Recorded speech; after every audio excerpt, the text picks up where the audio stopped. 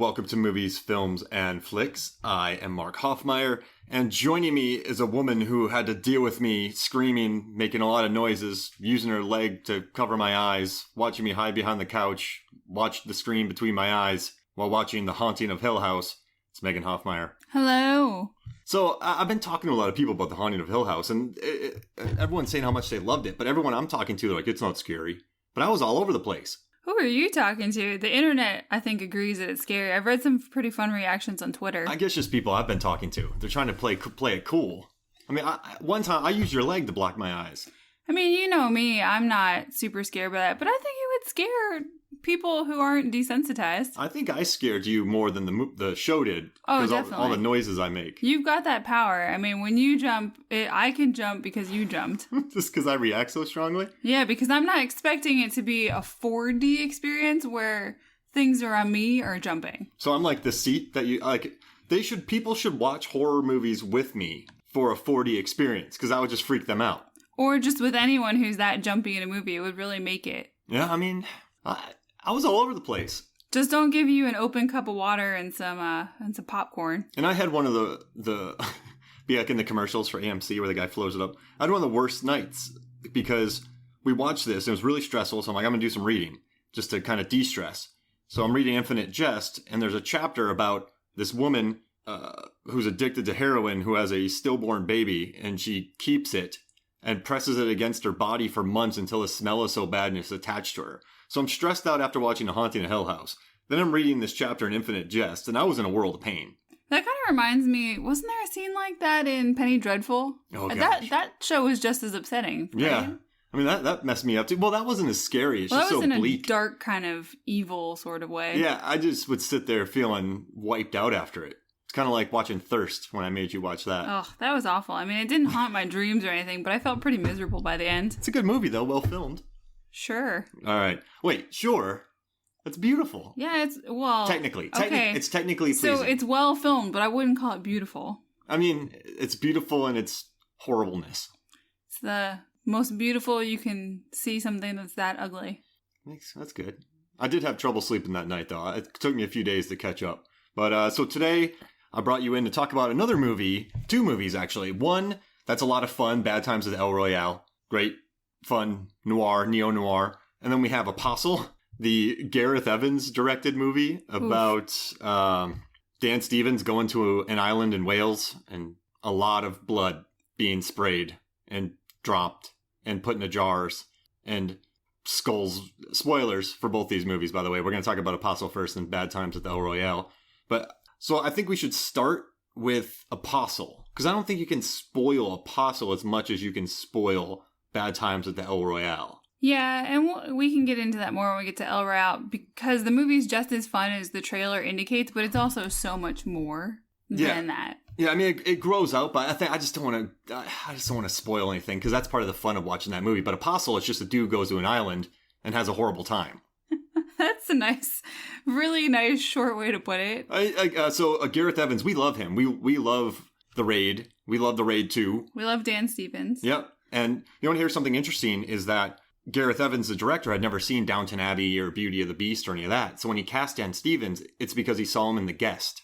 Oh, okay. And so is that what you've been trying to get me to watch? Yeah, I'm like, let's watch The Guest so you can have a reference. So The Guest is a very, very fun movie. I'd love to cover it on the podcast sometime. But in that, Dan Stevens is kind of like a madman, out of his mind, like a Terminator meets, I don't know, another Terminator, but he's human. He's crazy. I'll watch it with you. But I feel like I've gotten enough of that side of Dan Stevens from Legion. Yeah, no, but he's completely different, though. Oh, I know, but we got his crazy side, the kind of drugged out, wacko. Got it. Well, he's more drugged out in this one than he is in The Guest. No, I mean in Legion. Oh, that's our favorite. That's my favorite show of 2018, by the way. Oh, it's the best show on television for sure. It's a lot to take in all at once. Was it Noah Hawley? He's my hero. Mm-hmm. Fargo, love all that. Legion, love it all. So, Apostle, when I heard it was being made, I was really excited because I love Gareth Evans. I think he's up for big things. And then when I heard who he brought into this, he has Dan Stevens. He brought in Michael Sheen to play Prophet Malcolm. Michael Sheen's beard is wonderful. I have notes that I'm looking at right here, and I just wrote Michael Sheen beard. That's a good note. He grew it in a week. Oof, yeah. I don't know about he channeled some of the werewolf side of his experiences with Underworld. And it also has Lucy Boynton, who is really good in this. She's really good in The Black Coat's Daughter. And then I think there's a movie called I Am the Pretty Thing That Lives in the House on Netflix. So she has a really solid... Oh, she's in that? Yeah, she's really good. Okay, I'll watch it. Yeah. It's by the same director as Black Coat's Daughter. Oh. Yeah, and so she has and Sing Street, but you can't add Sing Street to a horror trilogy. Well, she was in it. She was good in it. Then it'd be a unique quadrilogy. I think it adds to her overall. It's like what I said about her when we watched this movie, that you can't look at her and just think, oh yeah, she's really pure and innocent, or... She's got a devilish... she's got kind of... She looks smart. She looks crafty. Definitely not innocent. But she's good in this show. She's very good. I mean... Black Coat's Daughter. Are we ever going to talk about that on the podcast? If you want to. I think it features the best decapitations of the last 5 years. It's... You know what I like about that movie? It's not... While it's a horror movie, it's not unnecessarily bloody or tortury. It's got this sort of dread and this sort of evil that lurks out there that sort of eats at you. But it's not trying to shock you. Yeah, it's like a heavy fog. I can't say that about this movie. There's a lot of blood in this movie. I loved it. I liked it, yeah. All right, so I guess we don't have enough time to kind of break down each movie and just go blah, blah, blah, blah, blah, blah, blah. But that's what the noise blah, is. Blah, blah, blah. Blah, blah, blah, blah. We have to watch that movie. Hey, listen, y'all. If you haven't watched Hotel Transylvania movies, they're very fun. The first two, Blobby, they're cute. They're so fun. They're so funny. I love those movies. Get over yourself if you don't like them. All right, so this movie is about... Dan Stevens. He's from a very affluent family. Well, I guess I could call him his character's name, Thomas. I'm going to do Dan Stevens. So Thomas is from a very affluent family, and his sister was kidnapped by these three criminals who have a cult on a Welsh island. The time period's about 1905. We know this because Dan Stevens had survived the Boxer Rebellion in Peking, and where he took a bunch of missionaries over to Asia, and it's kind of like Silence, but in 30 seconds. And so he gets a massive crossburn on his back. He looks like, oh man, there's a movie where this guy says, I'm in a world of shit. I think Cyborg with Jean-Claude Van Damme, he's in a world of it. Like, he's seen things. I mean, that Iron Cross brand they planned on that. That was some dedication. That was in the making. You had to heat that, and you had to make the cross. Well, it was huge, too. I mean, it had to be... What, 1.5 to 2 feet across by maybe 2 to 3 feet long? You're going to have a cross on your back for a very long time. Oh, yeah. So it's left him... I think his mental faculties are still there, because he does some moves in this movie that are very sharp. And I like that he's never seems out of his depth while on this island. And so he has to go rescue his sister. He gets a ransom. It's weird. They give him a ransom, and they're like, don't pay. Give it up. Yeah, don't pay. So that's pretty interesting. So we'll give you this ransom. You're going to have the money, but don't pay him. It's like if you get the sister, then you just kind of throw it at the back of the carriage as they're running away. Like, okay, you can have your money now. Or like Hail Caesar, where they throw it and then it falls into the water. He just drops it. You know what I'm talking about? I love that movie. The communist. Next to the submarine. Dolph Lundgren had a minor appearance in that scene. All right, so he's about to take this boat to the island. He's a squirrely guy, Dan Stevens, in this. He's kind of hunched over, long hair, slightly feral. I think he does, opium or painkillers a lot. Or, morphine or something like that. He's got drops, and he needs those drops. So he's taking these drops for his pain, which, if anyone probably needed these things, it's him, because he's seen a lot, because he had to make it back from Peking. He's definitely dealing with some demons. You're right. I think he definitely comes off as intelligent as he's trying to figure out where his sister might be. He goes about his search very methodically. He enlists people's help. He's drawing a little map of the... whatever you want to call it, village. And they do something very smart in the beginning where he's about to go on the boat and he sees that his ticket's counterfeit or has a mark on it. Yeah, had a little smudge or something on it. So he notices that and he goes up to another guy and switches tickets with him. I know, but it's so sad. And then, the other guy gets murdered. Horribly. But yeah, that scene shows he's wily. Yeah, he figured it out. Well, it was smart of the cult leaders, actually, to send that ticket to him with the smudge on it. And they're like, we're going to get this guy. And then he swipes it. And the thing is, there's three men. There are three convicts who started this island. You have Michael Sheen and his beard. You have Quinn, and then some other guy who does. I just tried to picture that. Yeah, so you have Sheen's beard and Quinn, who I think consensus is our least favorite part of this movie. Yeah, he's just so evil and he has no facets. I hate a villain or an evil character that just is one note. Yeah. I hate that they're not complex, and that really bothers me. He's just so evil and unmoving and not repentant, and he does some really horrible things later in the movie, and he managed to justify it right away. So that, to me, I mean, I don't like characters that lack depth, but... He reminded me of the Zealots from The Mist, who are my least favorite part. Oh, was it Marcia Gay Harden, I think, plays that role? Oh, yeah. The religious woman in the grocery store. So, I don't know. I think King really does a good job sometimes writing three-dimensional characters, but her character was just such an idiot, like such a zealot, so unredeemable. And that's not saying there aren't people like that in this world, but her character... I don't know, when you're watching this movie that's thoughtful, that's about sacrifice and dealing with issues, instead of tackling the issue, they just made her incredibly black and white. And we watched the black and white version of that movie. This is true. So she was black and white in black and white. Yeah. That's deep. And I also have the black and white version of Mad Max. I love black and white movies. I would say, though, that it bothers me so much because as a human being, more often than not, you encounter complex people versus one-note people. So that's why it's just, they don't feel real. That's interesting. Yeah, so he's like the same, he's just the guy, he's the jerk, he's the murderer, he's the muscle. You keep referring to him as Quinn, and when we were watching this, I told you that I thought Quinn from Into the Badlands should have been Michael Sheen's character, and now I keep picturing that when you say Quinn, and Martin it's actually Koskis? Making me very happy, yeah. Martin Koskis is awesome. He and had that fun with facial that. hair. I wish he would have had just a southern, He would have been awesome. A New Orleans accent as a Welshman. He does really good layered sort of Dude, Koskis is anti-hero the bomb. or just straight up villain. I don't even know what you'd call him. And in the Badlands, he's super evil, but you just wanted to hug him. You know what I like about this movie, though? The whole setup of this, what do you want to call them, a cult or... You know, I don't think they're a cult. Like, it's because they're all... One interesting thing is the costume designer.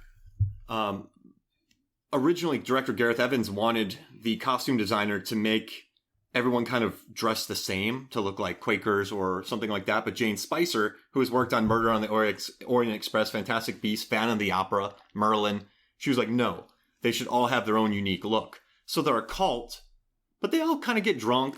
They just have to be in before dark. I guess they're not a cult so much as they're a group of people who believed in something. Well, actually, he's got they're this a cult. whole... Yeah, they're a cult because he believes in the goddess and her providing for them and blah, blah, blah. But okay, back to what I was saying.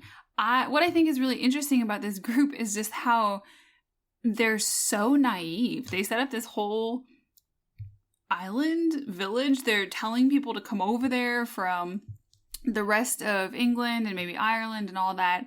And the funny part about it is they just didn't plan.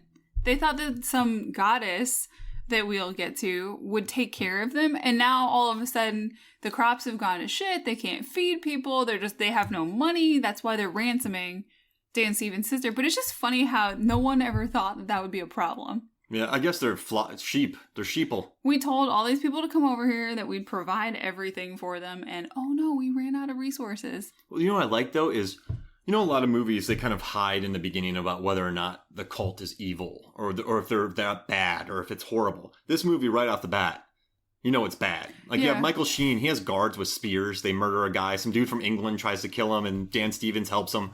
I mean, they murder the dude who had the wrong ticket. Well, we've entered it not in the ideal stage of setting up the cult and the euphoric happiness of it all. We've hit the oh shit point in the cult where they're running out of resources and things have started to turn. So they kidnapped someone and that's quickly snowballed into a bad idea. Yeah, that's funny. So they're kind of desperate. And I kind of like that, you know, these three criminals started this cult. So they probably weren't thinking too straight. Probably not. And all right, so let's get into the meat of this movie. And I also want to say Matt Flannery, who also shot The Raid, he also was a cinematographer on this, and I think this movie looks beautiful. And one quick thing I want to tell you before we get into the rest of the movie, before I forget. So there are these really long, there's some pretty big fight scenes in this movie. Mm-hmm. They're not like The Raid type fight scenes, but they're fight scenes. No, I did get sick of that. As I you did most of the research for this, but I did read a couple articles, and it just got so tiring how everyone asked the director, so this reminds me of The Raid. Can you talk about that? I mean, Gareth Evans is going to remake You've Got Mail, and they're going to be like, so what techniques did you use from The Raid in this movie? And it's a remake of You've Got Mail. I don't have people getting murdered in this movie. People are obsessed. It was annoying. And then I also like in this movie how they're like, man, you really played with religion and this, that, and the other, and you really played with all this. He's like, man, I wrote this when I was a teenager. He's like, I just loved occult movies. And then I wanted to make a Wicker Man type film for the Welsh. And I like how he said specifically that he didn't want it to mean something. So he just made up a bunch of fantastical stuff. And I actually love that because sometimes when people start picking apart movies, it just, you don't enjoy it anymore. And it's just so fun that he's like, I don't want it to mean anything. I'm just going to make stuff up. And he made up some really cool It's really stuff. interesting other than all the blood. I just want to say, speaking of the blood, so I have this quote from him. So they interviewed him about the big fight scene in this movie between Dan Stevens and a dude with a wicker basket on his head. Is that a reference to Legion? And also the Heathen Rack. What do they call him? Oh man, they call this guy something. I can't believe I forgot. Well, it has a name. Oh, the Grinder. That thing is called the Grinder. That thing is awful. So disgusting. He writes, I didn't want to make an action film for sure, says Evans of his folk horror story, which draws inspiration from British occult horror classics like The Devils and Wicker Man. I said to Dan from the get-go, you're not going to be doing action in this movie. You're going to endure a lot. He does. And he does endure a lot. The Mangler scene was shot over days, during which dozens of second-long shots were filmed to be stitched into one grueling battle. Stevens spent much of it covered in fake blood and actual mashed bananas that were painted onto his body to make him appear coated in grime. To get a fuller understanding of how it all came together, Vulture spoke with the star. This is a Vulture article that's very good. So that's like when he was underground, he got all that gunk on him? Yeah, and like all the sweat and stuff, they put bananas on him. Yeah. So Vulture spoke with the star and the director about filming a fight scene that's built for a horror movie instead of an action one. And here's how the brawl came to life. That's really cool. So a fight scene in a horror film, not an action film, which reminds me of The Descent, when Juno and those people are battling the crawlers, and Neil Marshall, the only direction he gave them was just go for her eyes, and then he told her, don't let it get your eyes, and it's just this primal fight. That's when this one is. It's not pretty, and even the fight between Quinn and the kid was brutal as crap, with the knives and throwing each other. Like, these movies, no one threw high kicks. There was no Dolph Lundgren front kicks. Yeah, it reminds me of when we talked about the new Tomb Raider with Alicia Vikander, and the director said that they really thought about what it would be for like a smaller woman to fight off opponents that were bigger than her and how that would play out. Yeah, so these scenes were really well thought out. And like, they didn't just have superpowers because they were in a movie, which is cool. It's nice that it's thoughtful. They're not Vin Diesel in Fast. So, and here's what they said. In addition to preserving his performer's energy, Evans also likes the clarity that comes from stitching together an array of short shots. Now, his short shots aren't just like, boop, boop, boop, boop, boop, boop, boop. They're 1, 2 seconds, 3 seconds, 2 seconds, 3 seconds. So it's not the Bourne style that Greengrass really hit off the ground. But it said it makes for a lot more setups, but the action is ultimately more crisp and easy to follow. I never shoot action in terms of just getting wide coverage, explains Evans, which is awesome. I always shoot very specific shots that are like jigsaw pieces, so they've all got to connect together. What I think helps a lot is the performer gets to focus just on 3 or 4 seconds worth of action. And if you think about that, so this is a weird thing, but 1, 2, 3, 4. That's still a long cut, and you can deliver, 4, 5, 6 strikes in that time. In today's cinema, the way a lot of people do their cuts in the editing process, they're like 2-second cuts a lot of times, so that's pretty generous. And he thinks they don't have to burn themselves out doing all of it from the beginning till the end. Repeat, repeat, repeat until their legs can't take it anymore. And I think that really helped with these fight scenes, because in my notes I wrote the most brutal fight scene of 2018. Because in this fight scene, we're getting ahead of ourselves, but who cares? So in this fight scene, Dan Stevens is fighting this grinder guy with a wicker basket on his head. Is he human? Oh, was it a wicker basket? It looked more like ropes were bound around his head and made into kind of like a sack that adhered to his face. Something like that. It was really...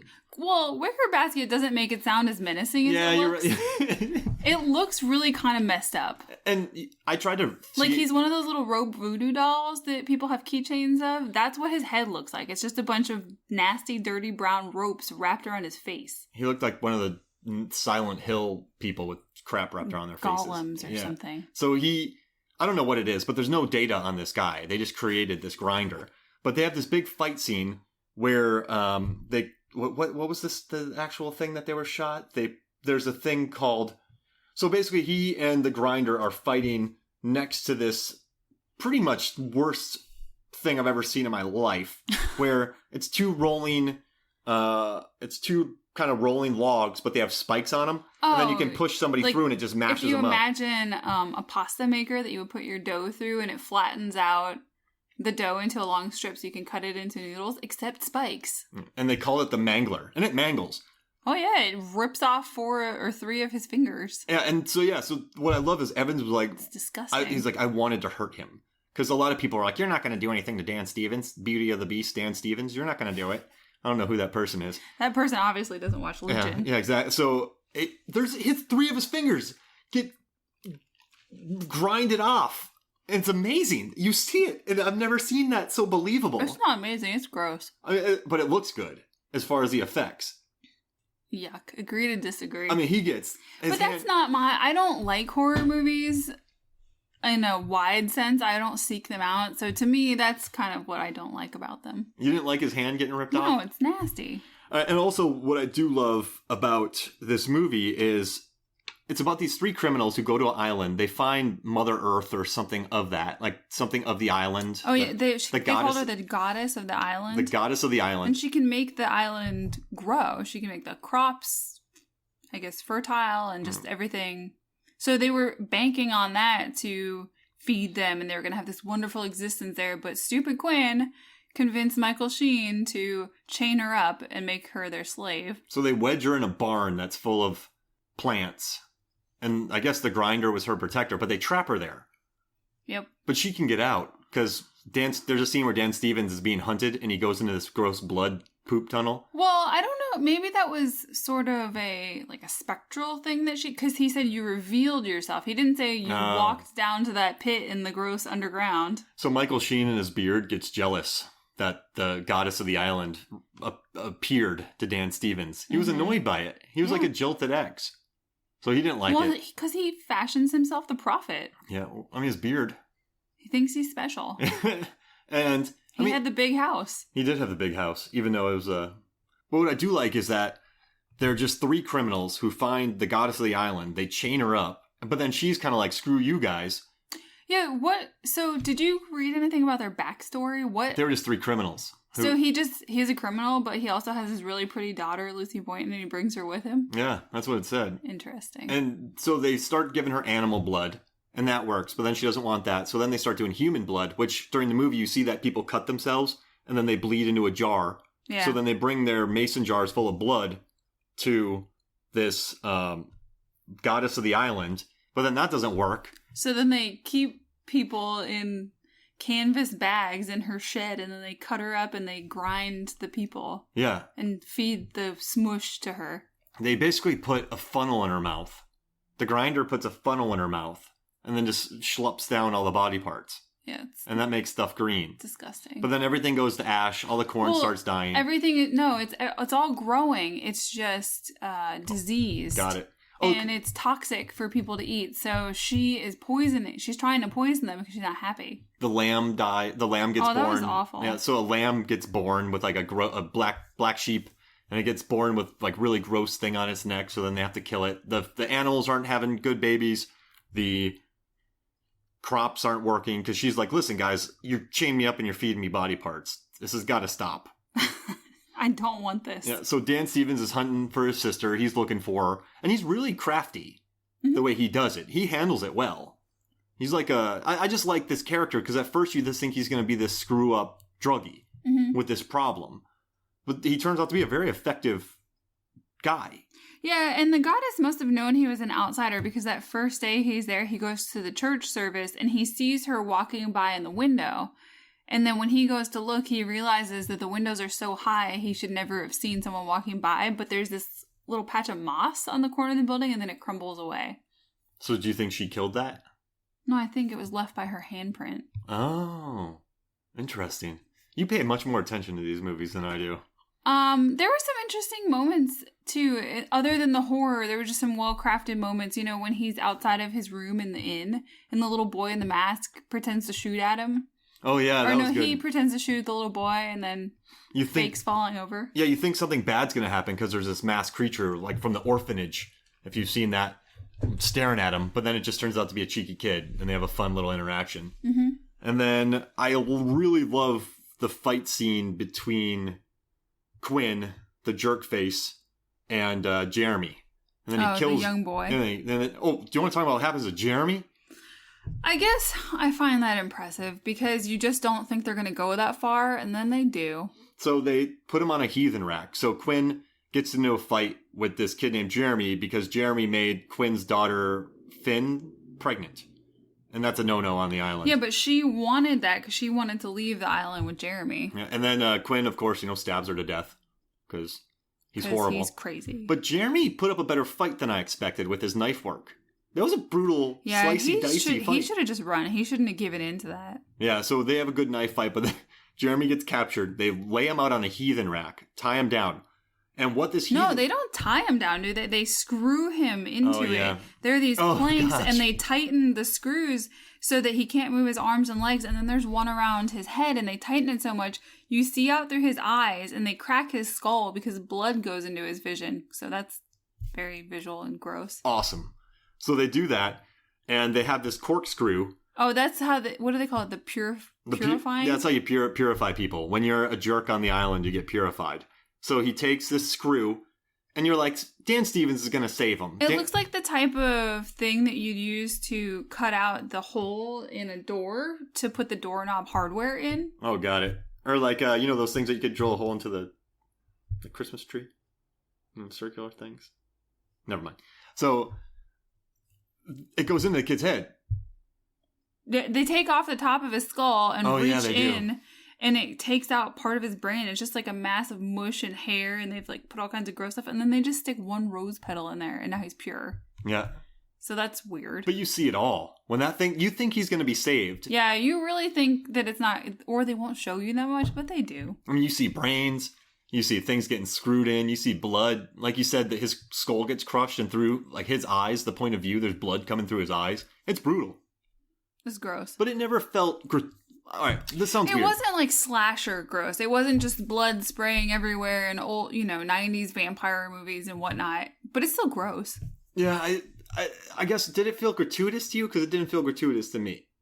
Not gratuitous, but not necessary. Oh, I loved it. I just loved it from just the special effects standpoint of it. They did a good job. The way it looks. The whole movie looks good. And I guess we kind of fell off a little bit because of that Quinn. He was just such a mustache twirler villain, right? So, I don't know. But then, once Quinn dies, then it gets really cool again. So you have the island catching on fire. You have a massive fight scene between Quinn, Dan Stevens' sister, and Lucy Boynton. Mm-hmm. And Stevens gets shivved about, I don't know, how many times does he get shivved? Oh, in the side, at least 10. He's mortally wounded. Definitely. So they try to escape the island. Actually, everyone leaves the island. The two girls and Dan Stevens try to get off the island. And he's like, I'm dead, so just leave me. So then they take off with the rest of the people from the island. They make it out on the boats. And it ends with Dan Stevens and... But wait, then the witches... Some part of the island, something happens because of the fire, and that rock face explodes, and all the blood they had fed her comes pouring down into the water. They gave her a ton of blood, and there's this weird tunnel. Yeah, like it just explodes blood. The island just explodes blood. Just barfs blood. An island barfs blood. Do you think it barfed it? No. I don't want to get too gross. I don't know what to describe it as. It just shoots blood out of the thing. And this leaves Michael Sheen and Dan Stevens just chilling together on the island. I don't think Sheen has been wounded. Oh, he got shot. Well, he got shot and he was blasted down into that tunnel that went under his house over to her shed in the woods. He falls in there, and Quinn thinks he's dead, so he leaves him alone, but he wakes up, and he comes back out of the hole. And then our buddy Dan Stevens lays down in the grass. And then it absorbs him like annihilation. And he starts feeding the island. Yeah. But then he looks over at Michael Sheen and smiles. Is he feeding the island, or is he becoming like the goddess? Clearly she picked him for something. I think he's becoming the goddess of the island. The god of the island. Interesting. Yeah, but I just like that at the end he smiles at Sheen. Like, hey, this isn't that bad. And he did, he had that major crisis of faith, and Gareth touched on that a little bit. So he had this guy who kind of lost his faith. But at the end, he's like, wait, am I becoming something? There's something at work here. Mm-hmm. So at the end, he gives this really squirrely smile. I mean, to me, it feels so Legion because we've seen so much of that. Yeah, I don't know, I really like this movie. I like it a lot. I should write a review for it if I have time. Do it. I guess this is a review. Yeah, well, we'll just transcribe this and put that on the site. Oh, can you do that for me? No. I'll just give you a pencil and pen and paper and you can write it all down. Do you want to give me a typewriter? Yeah. A green visor? So, would you recommend this movie? Yeah, well, it depends on what the people's tastes are. Because someone from work asked me about it yesterday and they said, but I don't like really bloody stuff. And I said, then don't watch it. I would be like, do you like... But you know a lot more people who like horror. If people are like, I don't like bloody stuff, I'm going to be like, watch Apostle. They're going to be shocked. It's not nice. An island barfs blood. That's less disgusting than what happens to Dan Stevens. I think this movie's in my and top... the boy. I think this movie's in my top 5 horror films of the year. That's good. I like Unsane. Oh, yeah, that was really good. Well, see, did we talk about that? No. So that was really good. I liked that movie because it's the kind of horror movie that feels so... It's very small, but it feels real to me, at least, identifying with Claire Foy as a woman, because you've had those fears. People have told you your whole life that those kind of things could happen to you. Obviously, that's the extreme end of the case, but that you could have a stalker, that someone might be watching you, and they might be fantasizing about doing these bonkers things to you. So that feels very scary and real. If you want to watch a movie that puts you through the ringer, watch Unsane. Soderbergh filmed it on an iPhone, so at first the shots are a little jarring, but then you get into the world. That's good though, because it's very uncomfortable to watch because it's a video on an iPhone. And Claire Foy just gives a baller performance. I loved her in The Crown, but it's nice to see her as something different, not all reserved. Like she's a wombat in this one. I don't know what that means. A wild person. But she's very good. She's unleashed. She just jumps on people and it's a physical performance. I don't know if wombats are physical performers. Yeah, it's definitely a physical performance. It's uncomfortable. I mean, and it's sort of like you live in that world where one of your greatest fears is people won't believe what you're telling them, even though you're telling them the truth, which she is. Yeah. All right, so how about this? Let's take a break. Let's research if wombats actually do attack people. Okay. And when we come back, we're going to talk about bad times at the El Royale. Welcome back to Movies, Films, and Flicks, and I got some information for you about wombats. As babies, they're clingy, they're adorable, they're with mom 24 hours a day, they're in a soft, snuggly sleeping bag all the time, listening to a heartbeat. When they start to mature and hit puberty, they just hate everybody and everything. They go from running between your legs and cute as a button to being absolute little, can I swear, little shits. They nip you, they wreck, they bite. I won't look after wombats because you kiss goodbye to your flooring and everything. Who they just wrote this? Destroy everything. A woman just was talking about if wombats are good creatures. And then there's a picture of a really large scratch on her. Look at that. That wombat lit her up. I mean, they seem like outdoor wild animals. Why would you... What? I will say, I like the band, the Wombats. Me too. I think they have a very solid discography. They're fantastic. Jump into the Fog, Stance to the Joy Division, Brought Lemon to a Knife Fight, Turn. I could go on and on. What's the one where he's in a hotel and it's cold? Oh, shoot. What's that called? I don't know. We'll look it up. We'll sing it. On our next podcast, you and I will do a duet. I was expecting you to sing some Phantom of the Opera when you mentioned it earlier. So, you want me to channel my inner Gerard Butler? No. I know there are people before I think we're short on time. Threatens each sage. There's some good singing and bad times at the El Royale. Huh? What a time. I just did a great job, didn't I? I turned me singing like Gerard Butler into a lead-in for this movie. That's good. It's a good movie, Bad Times at El Royale. Oh, it's excellent. Directed by Drew Goddard. Written by Drew Goddard. Produced by Drew Goddard. Really? Yeah, he does all of it. Oh, I didn't look up the production part. I mean, the dude, he directed Cabin in the Woods. He did. Yeah, he wrote The Martian. He's responsible for the only good, well, not only good, but the best Netflix show, Daredevil. Don't say that. Oh, the only good Marvel. He's 8 episodes in on Daredevil and really enjoying it so far. Season 3. Digging it. Yeah, very good. This movie, Bad Times at El Royale, it has not done well at the theaters, but I think everyone should have probably been expecting that because it's an R-rated neo-noir 2-hour plus movie that does feature Dakota Johnson, Chris Hemsworth, Jeff Bridges, Cynthia Erivo. You have Nick Offerman, Shea Wiggum. I mean, big name. John Hemsworth, a shirtless Hemsworth for a lot of it. Wow, we've never seen that before. But I mean, like he's a lot shirtless. He's mostly shirtless for his entire performance. I mean, it's a big cast. Critics really liked it.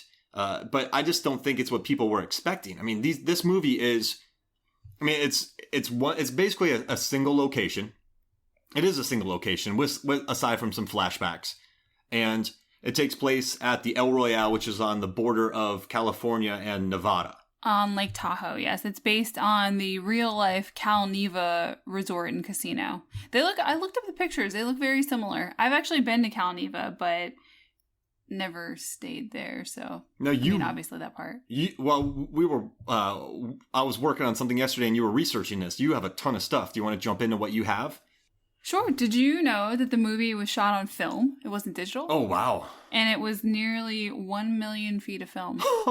But they decided to make this investment. I was reading an interview with the DP, Seamus McGarvey, and though it was an investment to do that as opposed to digital, they said that you're so much more aware of the time you're spending and how many takes because you're doing it on film. So it tends to even out. That's interesting. Alfred Hitchcock, if he was making like a 100-minute movie, he would just shoot about 105 minutes of film so that they're like, hey, we want to add stuff in. He's like, well, I only have 5 minutes of stuff to add in. Isn't that pretty cool on film? Yeah, Seamus said that they didn't really cut a lot out of this. He said there were some longer versions of things, but really all they did was tightening on the end. There wasn't a lot of material that was left out of the story. I just think Drew's such a good writer. Yeah, but everyone had great things to say about him. The DP, the director of photography, the production designer, they were a really tight unit team.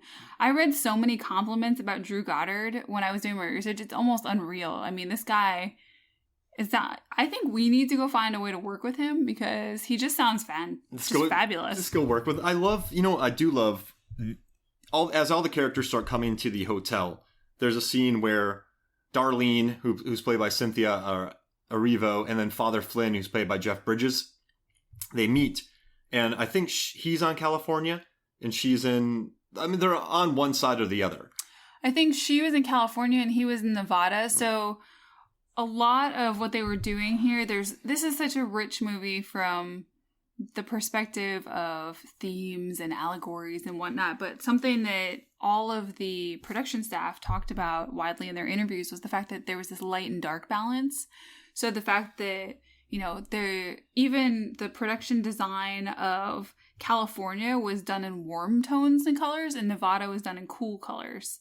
And they had to figure out what that meant for every frame. Wow. So this one was rich golds and bronzes and oranges. And then the other side would be, what does cool mean to us? It's purple and green and stuff like that. I love the establishing shot when they were, they used a massive probably crane or drone. When one was on Nevada, one was on California. So they cut up and then they showed the Nevada side from a massive wide shot looking down. And then they went to the other shot and same kind of shot, but on the other side of California. So the entire geography of the hotel was just established in one meet between Father Flynn and Darlene. And that's brilliant how that worked. Like, I mean, just, you have this great little discussion about California, fun discussion about California and Nevada. And through that, you establish everything in the hotel. And I love that scene. Yeah, I really like the relationship between Darlene and Father Flynn. They definitely, and it evolves throughout the movie as well. I mean, it goes from friendly and polite at the beginning to all tones of dark and everything in between. She jacks him in the head with a bottle. Yeah, she surprised me. Now, I just got done saying I'm not really into horror movies and scary jump scares and all that stuff, but that surprised me. I jumped when she hit him with the bottle because I did not see that coming. Yeah, you know what? This is all spoilers. I didn't see Bridges living through this movie. And I didn't see him becoming, not companions or friends, but he started working with Darlene. And I liked how they have a three-dimensional relationship in the course of this movie. And I love that about it. Well, a good point was made when I was doing my research that the whole story was brought full circle because the beginning is the two of them meeting and getting to know each other. And then they go through all these things together. And at the end, it's them together again. Oh, interesting. I like that. I'm going to buy this movie. I bet there'll be a commentary. That would be really cool. I mean, the stuff that I've read in interviews alone is fantastic. The production designer is Martin Wist, and he worked with Drew on Cabin in the Woods. Oh, that's a beautifully designed film. So did you know that the entire set, except for a few of the little flashbacks, was all built? Oh yeah, for sure. They built that entire thing, and that's why they had so much control over everything, down to the fact that he did a lot of 100% custom designs. There was not like one off-the-shelf thing he was saying. He even did the graphic design for the wallpaper they printed. Wow. So that they could control the absolute feel with it, and they were so pleased and confident with what they had created. The DP said that you could turn the camera anywhere and you had an excellent frame. Wow. Because it was just so rich and well thought out, and they had that much control over it. And it sounds like these guys had a lot of fun working together. I should, once I get all this information, I should show all my kids this. Well, my students, not my kids. Yeah, I know that you didn't want me to spoil anything for you, so we could talk about it now. But yeah, I'm definitely going to have you send these links because it's fantastic material for your class. And one thing that you told me was really interesting, the introduction scene. So they come in and they meet Bill Pullman's son. I know he's a lot more than that. His name is... he was really good. Yeah, Lewis Pullman he plays a character called Miles Miller. But he's a good actor. And he's in Strangers Prey at Night, which is one of my favorite horror films of 2018.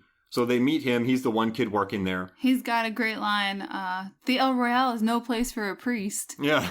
And he looks and then Laramie, played by John Hamm, tells him he needs to work on a sales pitch. Yeah, I love that. So you have Laramie Seymour Sullivan, played by John Hamm, absolutely loving life in this role. When you first meet him, he's a vacuum salesman, very chauvinistic, very like 1950s alpha male, racist, kind of talks down to women, talks down to priests, kind of steamrolls everybody.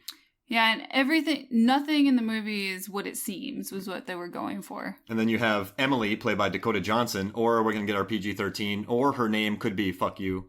Yeah. Because that's what she signs in as. How she signs the ledger. Yeah. And so I bet she's happy to be away from 50 Shades. I want to see her in Suspiria, actually.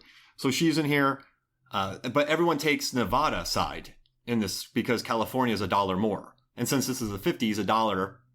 Well, right? For Darlene especially, because we find out she's very poor and she's trying to go to do a gig to make some money. She stayed here because of the pricing.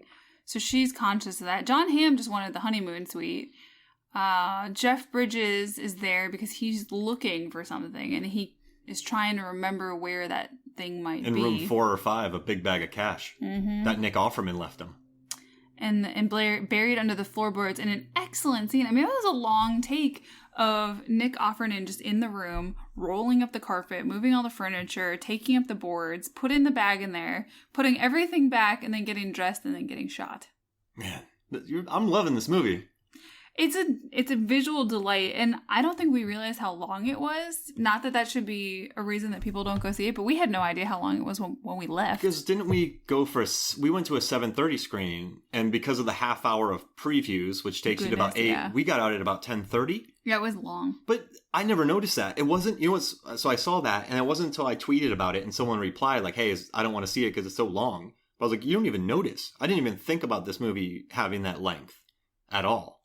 No, I didn't, because it was so interesting. And one of the interviewers was saying that to, I think it was to Martin Wiss, the production designer, that you keep getting pulled out of what you think is happening because the plot's going along in the hotel, and then all of a sudden you think things are going a certain way, but then they pull you into a flashback. Yeah. And you're so interested in the flashback and what these characters' motivations are, you get distracted by that and you watch that, then they put you back into the movie. So it just kind of keeps going and you don't know where it's going. Yeah. Jeez Louise. And so I guess everyone gets checked into their rooms, and we find out that John Hamm is actually Dwight Broadbeck, a member of the CIA? Yeah, CIA, because he worked for J. Edgar Hoover. Yeah, and so he gets on the phone with Hoover, and he has to go around the hotel and take all the wiretaps out of, because they would film famous celebrities or politicians through these glass windows, and then they would blackmail them. Men of power. Men of power, and they would get them in compromising positions with wolves, cuddling with wolves.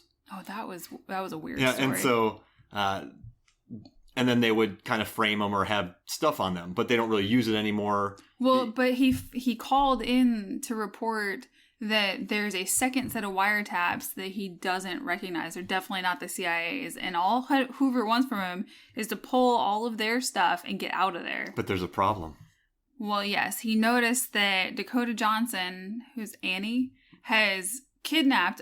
Emily has appeared to kidnap a young girl. Yep. And he wants to save her, which honestly, I think personally, I think that everything that happens to him, he brought on himself because he didn't know the situation, and yet he felt like he should intervene and be a savior. Yeah, and so he intervenes and he gets destroyed by a shotgun. But how did he see what happened? Well, he went in, he goes in and sees Lewis Pullman, the guy who works there with a bunch of heroin in his arm, because he's the bellboy kid. Yeah, the bellboy. And he's a Vietnam vet who has killed 127 people. But so he goes downstairs and he sees this dark hallway with a camera and all the mirrors. So he sees in one of the mirrors, he sees Jeff Bridges tearing up the floor. He hears Darlene singing beautifully. And then he sees Emily tying somebody up. So then later on, he's told not to intervene. He intervenes. He gets shot, but some of the buckshot flies through the glass, hits the bellboy. Miles. And then we have Darlene, and it turns out the person she had captive was her sister Rose, who was in a cult. Hey. A cult, a very Charles Manson-like cult, headed by Billy Lee, who is Chris Hemsworth. And we get to see a lot about that in some flashbacks. But go back for a second to how John Hamm found all that. That was one long take. Yeah. Tell me about it. So that was the long reveal take, and everybody on the internet is agreeing that it was just inspired. It was beautiful. It was really interesting and slightly dreadful to watch as he's going through these dark passages inside the hotel and seeing what's happening in every room. So, it's interesting. Darlene, all that singing she did, that was live singing on set. Wow.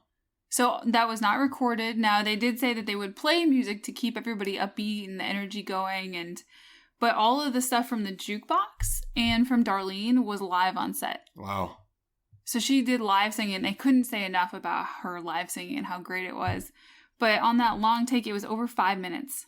What? And it was a collaboration between the production designer and the DP. They had to pull it off and fully rehearse it, and they said they were very dependent on John Hamm and his movements, and they said he's just the consummate professional. You've worked with him. And he's just very aware, and they knew that they had to be flexible enough to move with him, so they did it on a dolly. Yeah, that seems about right. I mean, the way they built it, they could just walk that track. And also, what helps was, because they didn't really have to change any of the focal length, because it's just the same distance. He just walked down a flat hallway, so they could stay with him as he was walking, and they didn't really have to worry about the focal length. When you get on a steadicam, when you do those long walking and talking shots on Downton Abbey, you really got to be pulling focus. But here, I think that really helps that they were just on that dolly. Well, they did a lot of rehearsal for these longer scenes that they were doing, and Drew made sure that when they were doing rehearsals, he didn't want the actors, they did it flat, they did no emotion, and they brought all the emotion to their performances so they could see it unfold. But they would rehearse it so that they could get it done. And this 5-minute take of the reveal of the back hallway in the hotel took 27 takes, and they used number 25. Wow. That's another interesting side fact is when this DP Seamus did Joe Wright's Atonement, that big beach scene, they Huge. did that 3 or 4 times, and they used number 3. Can you imagine doing this 5-minute scene 27 times? That's nuts. But that's Seamus. I mean, he's amazing with Joe Wright. I mean, just the one take. Did he do Hannah? I don't think so, but I'm not sure. Because that has that one take fight scene with Eric Bana. I'm pretty sure that was steadicam, though, because they went down through the... Oh, no, it is. But I was wondering if Seamus was responsible for that. I'm not sure. I'd have to look it up. He was here. I have a list of his stuff. He did High Fidelity, Atonement. We need to talk about Kellen, Godzilla, The Greatest Kevin. Showman. We need to talk about Kevin. The Greatest Showman. Can you imagine? He was the DP for that. Nocturnal Animals. He did it the first Avengers. Oh, wow. He said he didn't even know what Marvel was because it wasn't really a thing back then. And that was really fascinating to be a part of. He did 50 Shades of Grey with Dakota Johnson. But so those 27 takes, Cynthia, how do you say her last name? Cynthia Erivo. Who played Darlene. She sang 27 times through that when she was belting it out. She needed some tea. She needed a tea hot wrangler. tea and some honey. We need to look on the credits to see if there's a tea wrangler. But you talked about those two-way mirrors. So they were having a lot of trouble getting a reflection off of them. And they had to bring in special 30% reflective glass to get the reflection on Ham's face. And he said they were heavy, big pieces of glass. They were really expensive, but it was worth it because they got the effect. That's cool. And they tested out a bunch of different pieces of glass to get that. Wow. I mean, that was all on... I mean, the actors did their part, but that was on Ham to do that scene. Just his walking and the way he did it. And he was effortless in that scene. And you know what I also liked about that scene is what you learn about Dwight now, not Laramie anymore, is that he's a competent dude. He didn't seem very scared. He was more businesslike in how he did it. Oh, I loved the phone call he had with his daughter. That was funny. She was funny, wasn't she? She's trying to say her prayers, and the little girl has an issue with saying, "Now I lay me down to sleep. If I should die." She says, "We don't say that anymore." He's like, "Who told you that?" And then they have to redo it. It's a cute scene. Yeah, he's like, from the beginning? Yeah, that was good. That was really cool. But problems, I guess to move us forward, right? So Darlene disappears to go into the hallway, and her ne'er-do-well sister Rose, who's a little murderer, little shit, calls Billy Lee. Oh, yes. So Dakota Johnson, when she goes... Mm-hmm. Yeah, she goes ties into the up, back hallway with the filming, and she sees that there's this other world back there. And she ties up Miles. And then during this part... so during this scene... Oh, but then she starts going through... Oh, we left out Jeff Bridges and Darlene's because whole all scene. of these things happened... That's the order that they happen, you're right. But then we're intercut with flashbacks. Yeah. We see Darlene at the recording studio and how that British executive has been putting her down. I think we see the stuff with Billy Lee getting Rose into the cult when he meets her on the beach. The flashback with Jeff Bridges when he gets the money, which forces Offerman to bury the cash. So we see all that, but the next logical thing, we take some time away from John Hamm getting shot. I think it stops right after that, and then we go into a flashback. Then we see Jeff Bridges wants to get dinner with Darlene. Yeah, and they have a nice conversation. They play music, but then he gets a 1792 bottle that's been rigged really badly. Well, they put the topper for a crystal decanter into a 1792 bottle, and it doesn't quite fit. That's not here nor there, but... Yeah, it looked like the old Fitzgerald top in a 1792. It was squirrely. But so what happens is Jeff Bridges' memory isn't very good, so he takes room 4 instead of 5. Well, he's got the beginnings of dementia. And he was in prison for a year, and you learn that he's a good fighter, which will come back in later on. And his doctor is Shea Wiggum. Yeah, Shea's the best. He's everywhere. So... they have dinner, but the problem is he goes to get her a drink, but he puts a little stuff in there, and she cracks him in the head with a wine bottle. But that's done so well, too, because you're so focused on him doing that, you have no idea that she has completely left the jukebox behind, taken off her heels, and comes over and whacks him. And she wants to leave, but it turns out John Hamm took all their, just dismantled their cars from them, so she can't leave. And that leads to her and Jeff Bridges having a conversation where he basically says... Well, she gets in her car, and then he gets in with her. He says, "I'm not a priest," and she said, "Yeah." Yeah, everyone knows that. And then, but we missed the best line when he's he's talking about his dimension. And he's in the restaurant with her, and he says, "Shit happens. Get the whiskey." Yeah, I love that line. Shit, I want to live by that. I love That's whiskey. a great line. We got whiskey downstairs. Okay, so Darlene and Father Flynn are in the car. He's trying to convince her to trust him. He tells her the story of the robbery and the fact that he's losing his memory. She believes him. He wants to find the money. He thinks it's in her room. And it leads to a really great scene. A really tense scene. It's just so well done. I mean, it's an edge of your seat thing, and yet you're just watching a woman singing while Jeff Bridges is hiding on the floor. So I think this is really crafty. So he was out of range of where... So Dakota Johnson was watching them with a gun. The fact that... Through the mirror. They don't know who might be back there, and he's smart enough to get Darlene to be a decoy. She's standing in her room. She's brought these bedrolls that she puts on the wall so people can't hear her singing and she's not being annoying to them. So she's singing in front of the mirror this song, and she's just going and going, and she's so good. Mm-hmm. And they show Jeff Bridges between the beds on the floor, pulling up the floorboards, trying to look for the money, because they don't know if someone might be back behind the mirror, and they don't want anybody to know that they're going to get the money, and they're going to take it and run away. Yeah. But while all that's happening, little Rose has called Billy Lee, and there's trouble on the way. I think Chris Hemsworth, I think he's my favorite villain of 2018 so far, because... You know, he does have this group of murderous people, but he's a little dork, kind of, too. When he gets called out later, when Darlene calls him out, and when... She insults him, and she says, he talks so much, he thinks he believes in something, but really he just wants to fuck who he wants to fuck. Yeah. And then you have Emily calling him out. But he seems so... She definitely puts him in his place. Like, he looks like she just kind of shook him. Yeah. And then he acts like a little brat to her. She sings, he goes, "I've heard better." Like, he's such a turd. Mm-hmm. And then he gets his ass kicked by Jeff Bridges. But we're not there yet. But Jeff Bridges beats up Chris Hemsworth.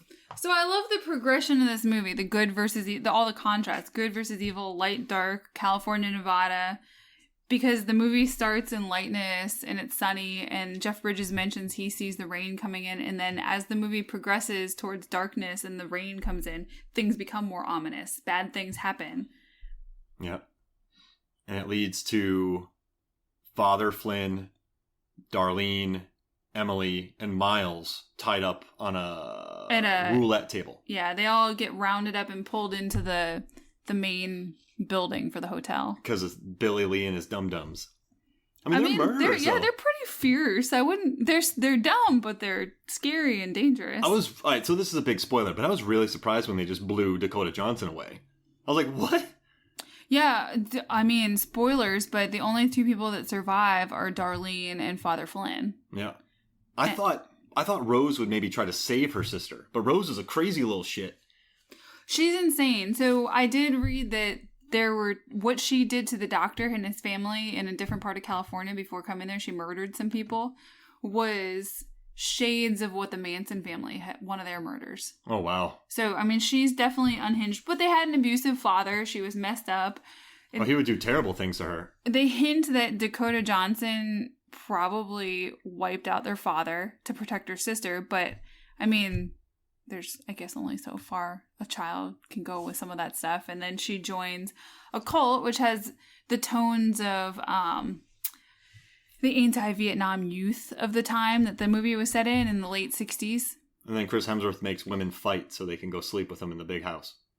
Oh my gosh, it's so messed up. It's weird and it's funny and it's messed up. I just like that there's a hint of... So I feel like Hemsworth channels Brad Pitt from Fight Club and Sam Rockwell from anything. Any movie, right? He's dancing around. He's being smarmy. You know, he's all ripped up. Yeah, he was dancing a lot. And I mean, well, I guess Brad Pitt, or it was Edward Norton, but they started a cult, a cult in Fight Club.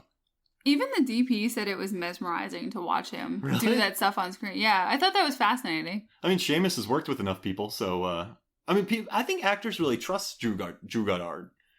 Like, they really...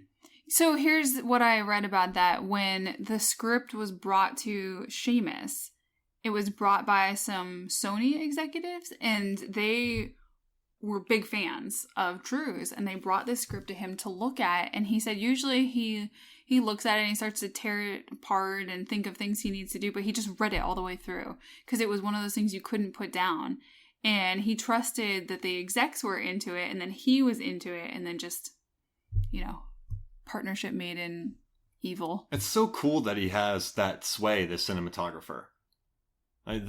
And I think Drew needed him. I mean, there's other cinematographers, but I feel like Drew needed him just as much as he needed Drew with the set design and the set decoration as well. The builders. And it sounded like art Drew direction. and Martin, the production designer, they've worked together. They're very close, so they have sort of a relationship or a way that they do things, and they trust each other to start getting things done. But everybody on the movie said that Drew had such a clear view of how he wanted it to look it helped guide everything, and it was so well managed because Drew knew what it was going to be. I mean, this has to be a movie that's micromanaged. This can't be, oh no, guys, just build something. Like, this has to be. Well, he even had a very clear picture of the actors and so he'd tell them exactly, what he thought should be going on, and they sort of had to deliver it. Nice. So this is like it wasn't interpretive art at all. It was managed art. The look, it's like a Wes Anderson movie. Sort of, but they said they wanted it to look. The production designer said he didn't want things to look like a catalog from the time. Like, you'd pick up a Sears catalog and see all the furniture in there and go, that's obviously from the 60s. He wanted it to look related, but not too picture perfect. That's cool. So he would look at things like sconces on the walls back then and go, that's a cool butterfly sconce. I'm going to make some ceiling shapes for that, and I'm going to have some chairs done in that theme. And then he'd go make stuff. Brilliant. And it still and all the textures. Darlene's outfits had a ton of texture to them. Dakota's even did too. Man, it's a well-made movie. Oh, it's fascinating to really read about the actual production because it was so well managed. It wasn't one of those movies where you read about it and they go, yeah, it happened and it was awesome and we're just so proud. Yeah. I mean, these people are very proud of what they did and how heavily they contributed to that look and feel. They didn't have happy accidents like Jaws on this. I don't think so. Not one bit. And I guess this leads us to Darlene gets killed, but it leads to Jeff Bridges beating up Chris Hemsworth. It does. I mean, it gets there, yes. And it is quite glorious. And then it also leads to Miles Miller, and Lewis it's a Pullman. Brutal fight. I mean, there's like a burning log smack across the head or the body, and there's a burn left there. And can we say that Jeff Bridges fights like a wombat? I haven't seen a wombat honey fight. Badger. Maybe like a honey badger. He mauls Chris Hemsworth. Maybe like an orangutan. They're pretty vicious. Oh right? yeah, or like a orangutan. What are the ones in they always show on? Yeah, a baboon. Yeah, baboons. Well, they're mean. He didn't have they try to rip out your eyes. No, that would be the little girl. She jumps on him, and yeah. she tries to attack him, and then they murder her, which I think was warranted. Well, it's not until she stabs Miles in the chest. Yeah, but it was warranted. Yeah. Oh, she's evil. But I liked this kid, Lewis Pullman. I don't know how he does it. And in Strangers Pray at Night, he's very good. But this kid has this like intensity to him, but he also has like a vulnerability as well. Yeah, really, he does. He's a very open, vulnerable face. Well, he seems like someone you want to trust and believe, and he's definitely got some problems, and he keeps asking for salvation. He wants forgiveness. He wants to talk to Jeff Bridges, who's not actually a priest. Mm-hmm. And at the end, Darlene does convince Jeff Bridges to take the confession from the dying boy. She's like, get over yourself, father. Just take his... Just listen. Yeah, just listen. But I like, though, you find out that he was a sniper in Vietnam, and he ends up getting this gun, and he just kills Billy Lee's gang, no problem. He just destroys them. I mean, he's a crack shot. I guess it's like... didn't they show when his childhood, and he was actually a marksman as a little kid? Oh, yeah, he was, yeah. I mean, but it was just watching, like... an MMA fighter wrestle with a 4-year-old. Like, he just took out these... Because these kids weren't trained from Billy Lee's gang. He just wiped them out. He's a good actor. So something else that was interesting was the DP would use... And you'll appreciate this. You talked about that overhead shot at the beginning. He used a God is watching celestial shot. Oh, nice. Here and there to show that sort of judgment and view from above. I think the opening, when they're all tied up, I feel like they have a really good overhead shot. Yeah, there's a few of them. He goes through them all. I didn't list them all for my notes. Just the way he established. This dude's good, Seamus. Yeah, he's fascinating. I might go look up if he has interviews for other movies. Yeah, just hear what he has to say. Tell us more. I showed all my students Roger Deakins' best shots, and I just talked about it for about half an hour, how great he is. I had to do it. All right, so would you recommend this movie? I would definitely recommend this movie. It's funny, my parents saw it, and... It wasn't what they were expecting, but they still loved it. Yeah, and this is a movie, I mean, they watch everything, but yeah, they normally just kind of like action movies, but this one really had them entertained. So, any thoughts about that film at the end? I know that there's been a lot of speculation about this, but I thought that Screen Rant had an interesting take on it. They said it's the lack of an answer that's important. So, here's the thing. They had this camera set up behind the windows, and they were filming what was going on there, and they'd ship it back to management, which was mysterious. We never found out who that was. Very cabin in the woods. Yes, to management, quote unquote. I'm doing air quotes. You can't see them. And Miles kept one reel. It was sitting under his lamp in his room on this cinder block, sad little bedside table. And Jeff Bridges took it up and was going to take it with him with the money and sell it. But he knew who was on there. He held up to the light. Billy Lee knew who it was, wanted to know why they hadn't sold it yet. We never find out who it is. There's tons of speculation of prominent figures of the late 60s who might be ruined by, even if the person's dead, would still be ruined by the fact that they found this. Because he was dead. Yes, because the person is dead. I like that Miles didn't give it away because the guy was nice to him. Yeah, and most people are not nice to him. But I thought this was an interesting take on it. There's 3 options, right? Oh, go for it. Sorry.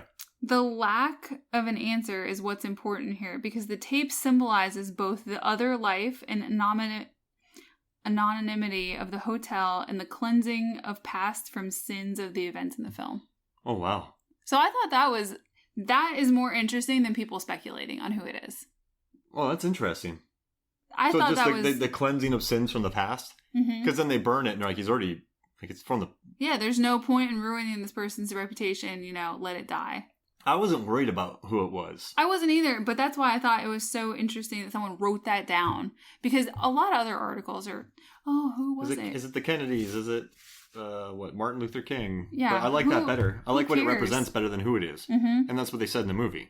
And then another article said that described it as the idiom of the film is that moving on from being a bad person requires sacrifice, and we should always be wary of men in places of power. Interesting. I like it. I mean, Dakota Johnson sacrificed, right? For her sister. Yeah, I mean, they all sacrificed. Yeah. John Hamm. Darlene had to sacrifice. She could have had this amazing career, but this guy was oppressive to her, so she decided to go a different route. And she ended up exactly where he said. That's kind of impressive. Doing stuff in Reno. Yeah. That was an insult to Reno. Have you been to Reno? Oh, yeah, I've worked in Reno. Well. I liked it. There's some good food there. All right, so any final thoughts? Any other cool data you got for us? Parks and Rec reunion. Oh, with Nick Offerman and... Jim O'Hare, the Larry Gary. Oh, yeah, he was in there. Oh, geez Louise. I love... You got to... The beginning of this movie, there's a scene with Offerman that you're going to absolutely love. And I bet he's a craftsman, so I loved probably being on that set and seeing how everything got built.